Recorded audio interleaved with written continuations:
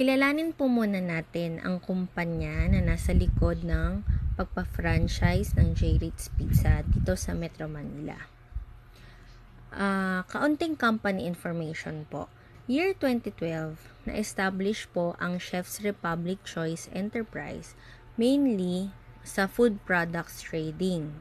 Sumunod po na naitayo ay ang Chef Jumbo Grill, Sizzlings and Grills noong 2013 na nagkaroon ng 11 branches sa loob lamang ng 4 na taon sa lungsod ng Mandaluyong. Nagkaroon din ng 3 Sergeant Zeg Burger branch noong 2016 at naitayo din ngayong pandemic 2020 ang Baby J Cafe and Milk Tea. Ang mga kumpanyang ito ay under po ng Chef's Republic Choice Enterprise at pag-aari po ng isang chef at isang food scientist. Tungkol naman po sa J. Ritz Pizza.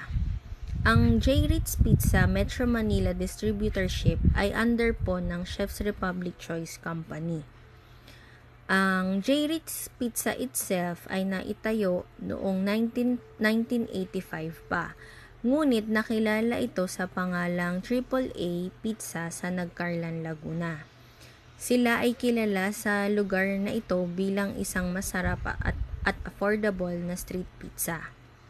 Meron silang 3 branch noon sa Laguna at ngayon ay may higit ng 20 branches sa city ng Mandaluyong, bayan ng Rizal at bayan ng Cavite at iba pa.